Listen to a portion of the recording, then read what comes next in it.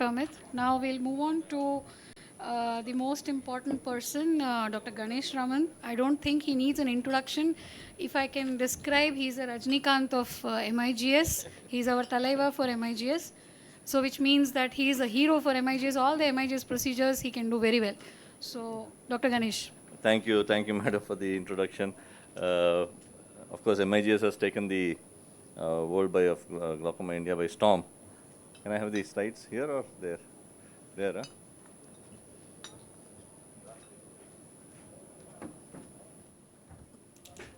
So what it has helped us to do is offer our services in very challenging situations. So I'll go through some of the challenging situations where invariably we would have done a conventional procedure, but because we know MIGS, we've been able to a large extent, help our patients. So this is a patient who is a 54-year-old female patient who's got primary angle closure glaucoma. You can see the PI.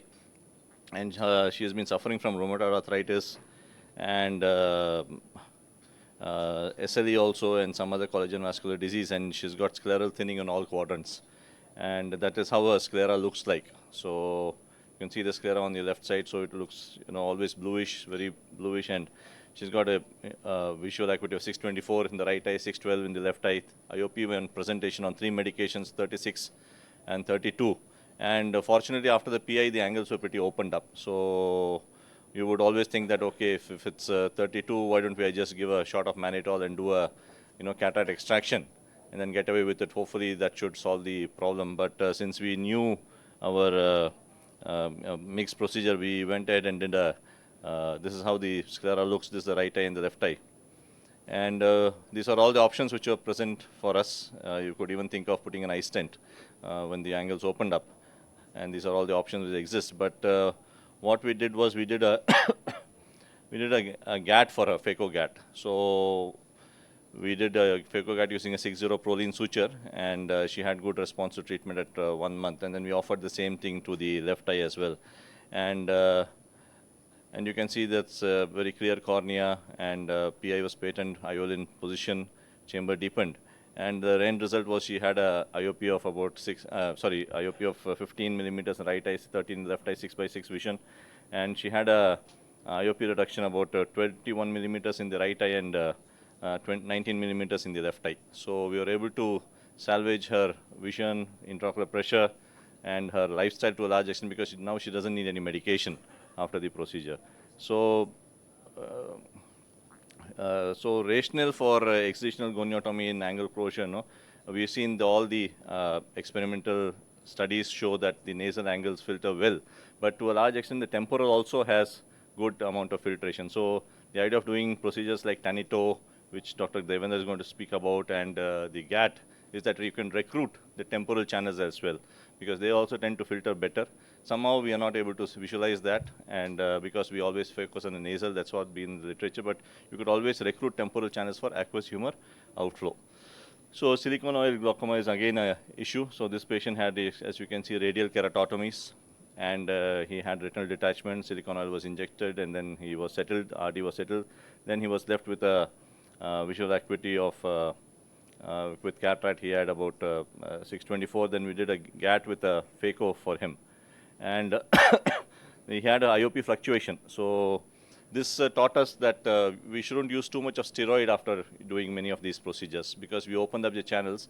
The outflow pathway is almost opened up. So if you use a lot of steroids, they do get a steroid response. How they get it, we don't know, because we have ripped open the channel, and that's again debatable.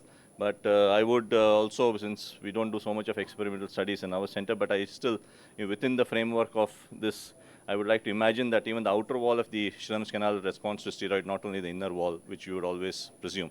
So there is a outer wall. Inner wall is what we study more, as you would have seen the previous speaker, but the outer wall is studied less, which are there, the corrector channels. So that may also respond to steroids, so we don't know.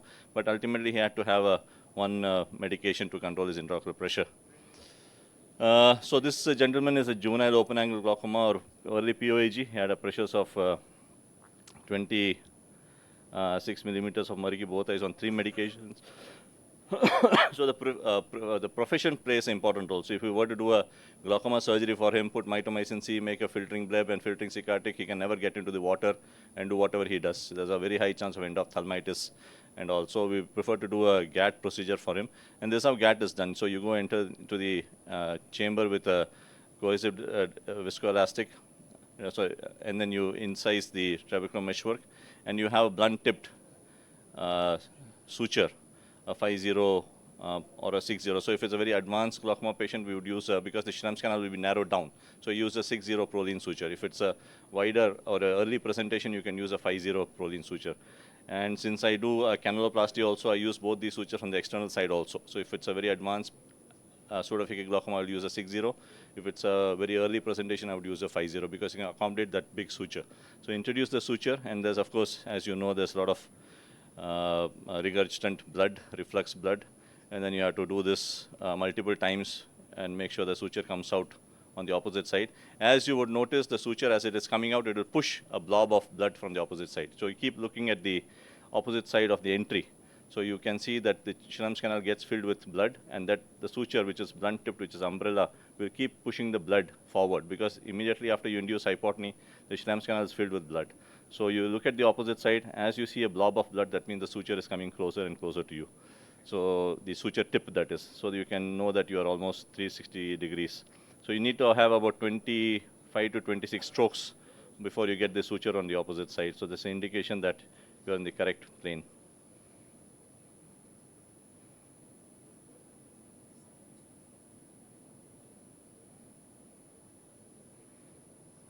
So this is a very laborious process, and by the time we start the procedure, our staff will say, okay, sir, one of us is going for lunch. So it may take 5 minutes, it may take even longer than that, and that's how the process with Gatt is. It's always every time you do it, it's always a learning curve.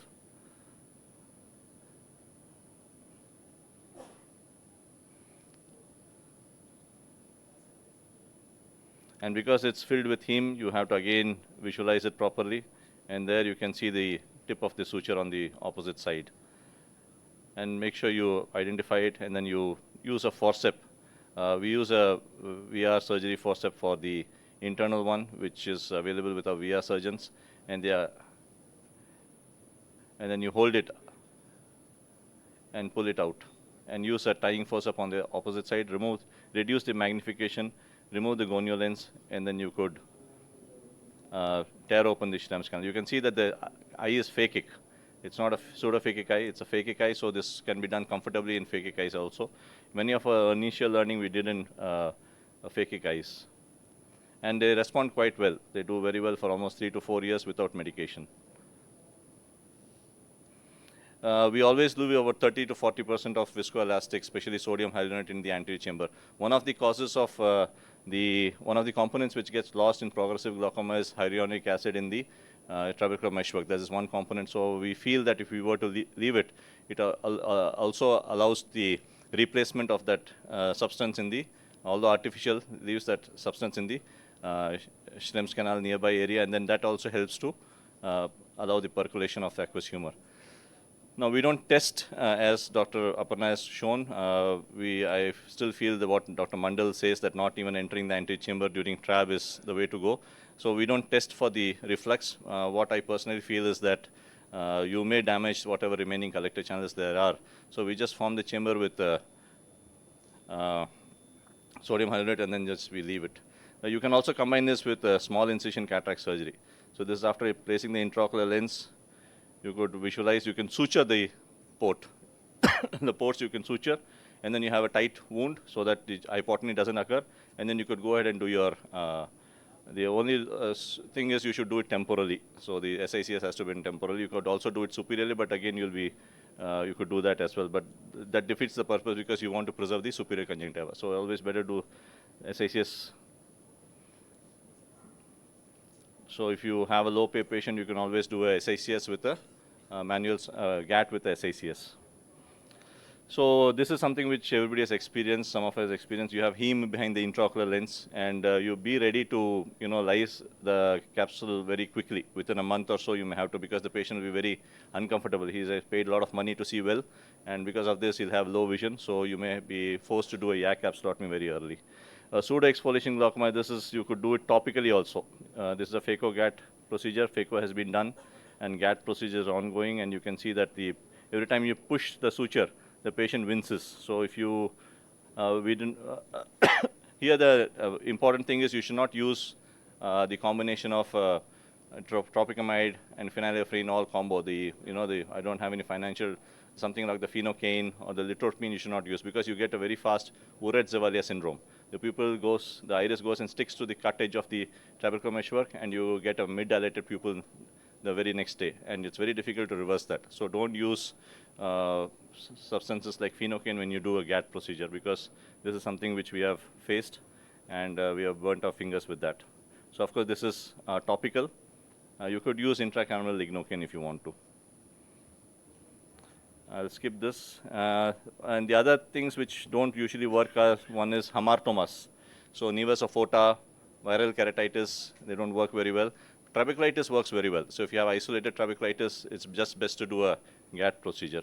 The other place where we have used is in Cruzon syndrome. This patient came to us with low vision, and we were able to rehabilitate him very well using a Gatt, phaco Gatt procedure.